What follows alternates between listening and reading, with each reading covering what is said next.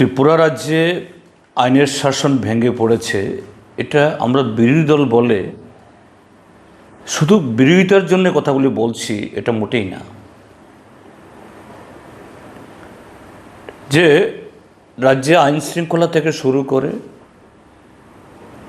অর্থনৈতিক কার্যকলাপ,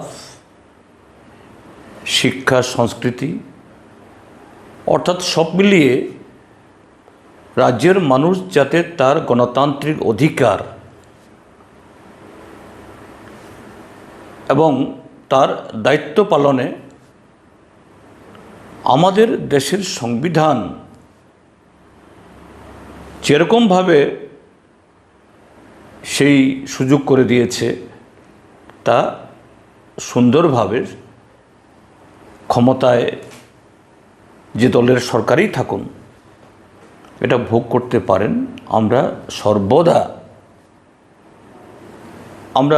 তা চাই এবং আমি নিশ্চিত সর্বকালে এবং এখনও রাজ্যের সংখ্যাগরিষ্ঠ মানুষ, শুধু আমরা বিরোধী দলের লোক আমরাই চাই তা বলছি না, শাসক দলের সমর্থক তাদের মধ্যেও সংখ্যাগরিষ্ঠ, নিরঙ্কুশ সংখ্যাগরিষ্ঠ, তারা শান্তি, সম্প্রীতি, উন্নয়ন এবং একটা সাবলীল বাতাবরণ যাতে বিরাজ করে তার পক্ষে, এ সম্পর্কে আমাদের কোনো সন্দেহ নাই। রাজ্যে আজকে ভারতীয় জনতা দলের নেতৃত্বে সরকার আছে বলে সেই দলের সমস্ত সমর্থক বা সেই দলকে ভোট দিয়ে যারা তাদেরকে সরকারে বসিয়েছেন, তারা রাজ্যে এই অগণতান্ত্রিক অস্বাভাবিক যে পরিস্থিতি চলছে এতে তারা খুশি, আমরা এটা মনে করি না। কিন্তু রাজ্যের যে এই আইনশৃঙ্খলার পরিস্থিতি, শুধু গতকালের একদিনের দুটো ঘটনা দিয়েই আমি বোঝাতে চাই। গতকাল আমি ধর্মনগরে ছিলাম আমাদের পার্টির একটা সাংগঠনিক কাজে।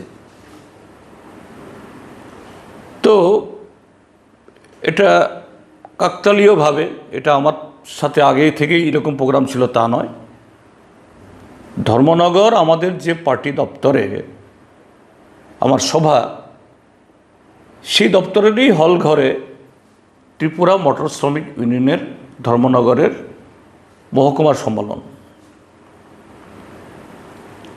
আবার গতকাল নাকি ভারতীয় মজদুর সংঘ বা বিএমএস, ভারতীয় জনতা পার্টির যে শ্রমিক সংগঠন, তাদেরও নাকি এই ধর্মনগরে এরকম বড় কর্মসূচি, তাদের সে বিএমএসের মহামন্ত্রী না কে যেন উপস্থিত থাকবেন। হয়তোবা এটা এমনও হতে পারে, নাও হতে পারে যে টিএমএসইউর তার সম্মেলনে যাতে টিএমএসির প্রতিনিধিরা তাদেরকে আটকানো যায়, হয়তো সে কারণেও করা হয়েছে।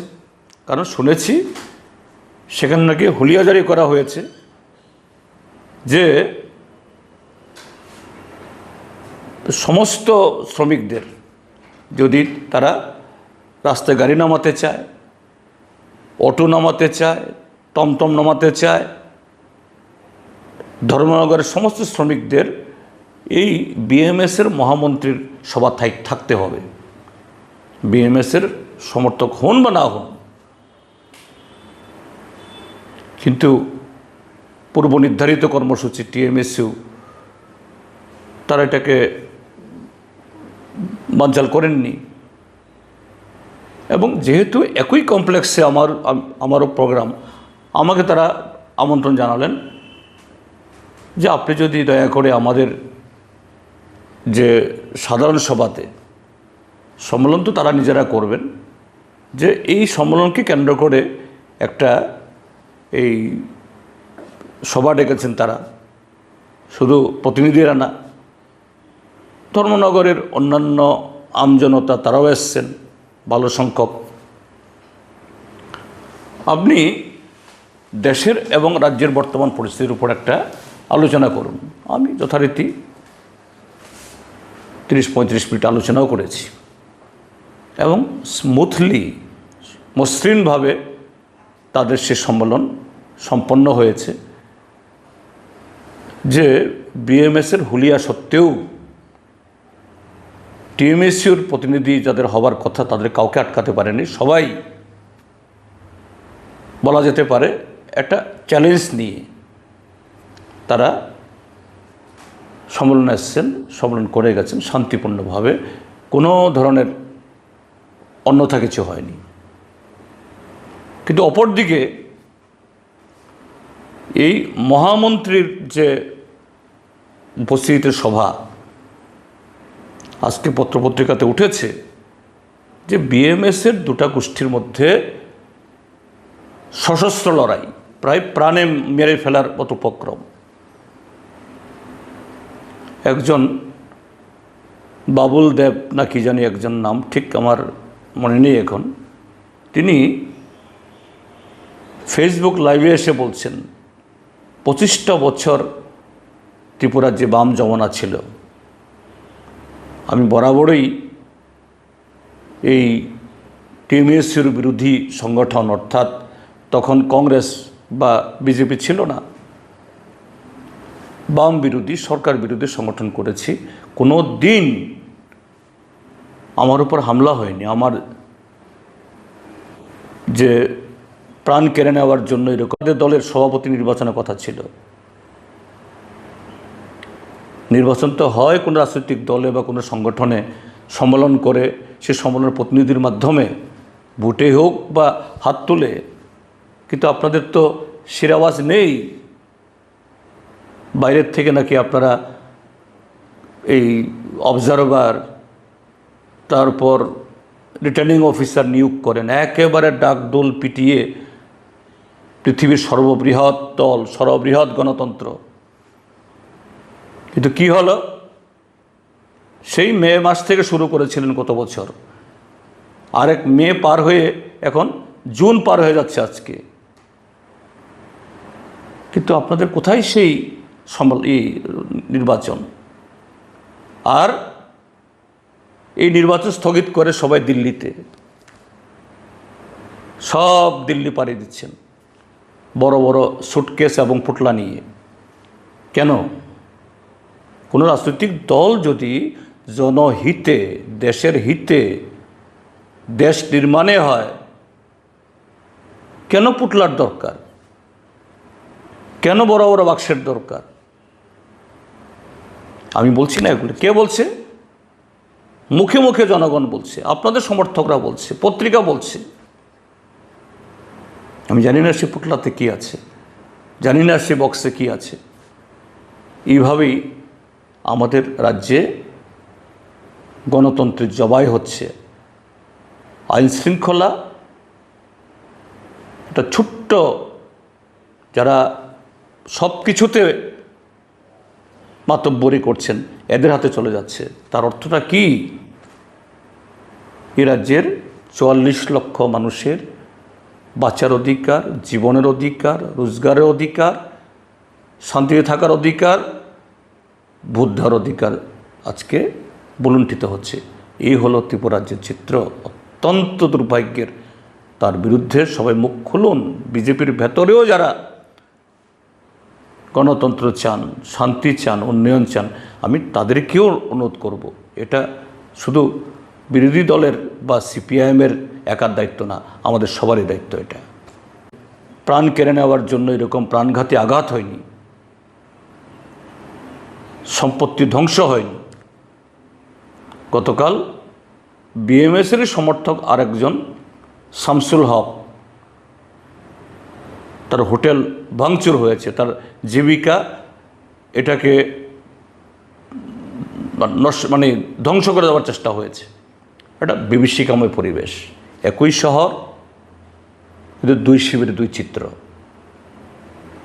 একটা শিবির বিরোধী দল শান্তিপূর্ণভাবে কীভাবে রাজ্যের উন্নয়ন এবং শ্রমিকের অধিকার প্রতিষ্ঠা করা যায় সে লক্ষ্যে সে শপথে সম্মেলন শেষ করেছে।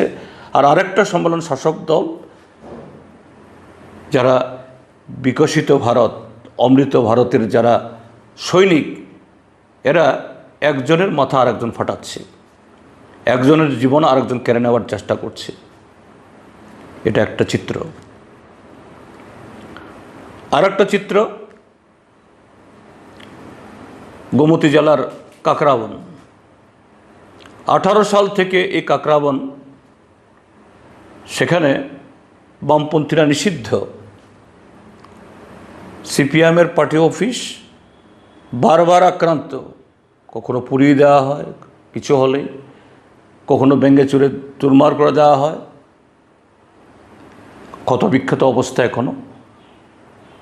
তো সামনে 9ই জুলাই আমাদের দেশের কেন্দ্রীয় ট্রেড ইউনিয়ন সমূহ তারা বন্ধ ডেকেছে। এই বন্ধ উপলক্ষে তারা একটা প্রচার কর্মসূচি করবে কাকরাবনে। বহুদিন আমাদের কোনো কর্মসূচি করা যায় না, করতে দেওয়া হয় না। এসপির কাছ থেকে পারমিশন নিয়ে গতকাল সেখানে একটা এরকম সংক্ষিপ্ত কর্মসূচি হবে। সে নির্দেশিকা যখন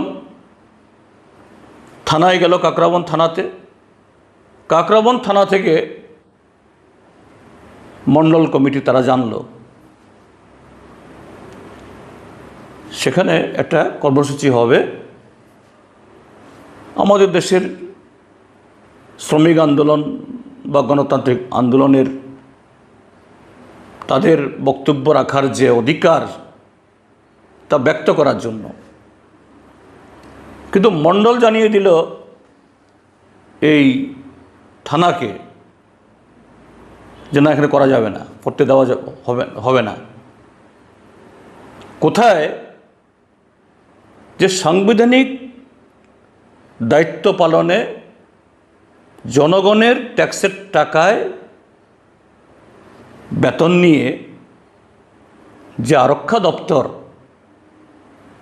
মানুষের অধিকার রক্ষায় নিয়োজিত,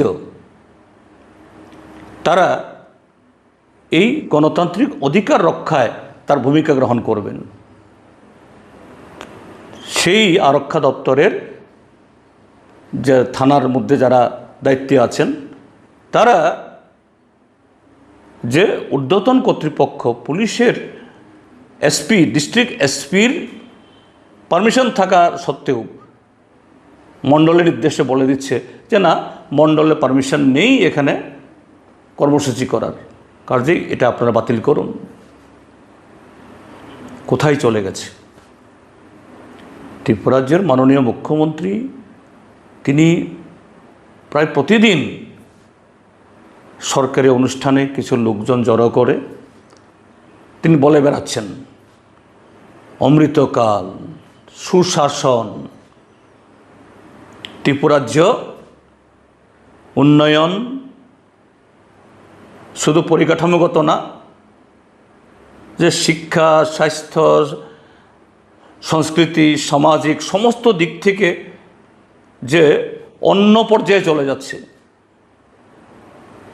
আমি শুধু গতকাল মানে হলো জুন মাসের 29 তারিখ, এই 29 তারিখ উত্তর ত্রিপুরার ধর্মনগরের একটা চিত্র,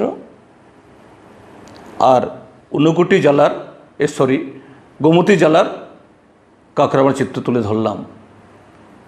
এই নয় যে গতকাল শুধু এই দুটো ঘটনা ঘটেছে, এইভাবে যে প্রতি পদে পদে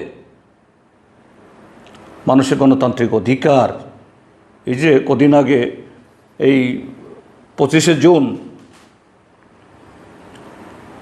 যে 1975 ইংরেজিতে আভ্যন্তরীণ জরুরি অবস্থা জারির 50 বছর পূর্তি উপলক্ষে বিজেপি প্রোগ্রাম করেছে, তার পরদিন আমরা টাউন হলে আমরাও প্রোগ্রাম করেছি।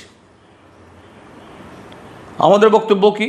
হ্যাঁ, 1975 ইংরাজির সেদিনটা, এটা আমাদের স্বাধীনতার পর আমাদের দেশের গণতান্ত্রিক ইতিহাসের একটা কালো স্পট।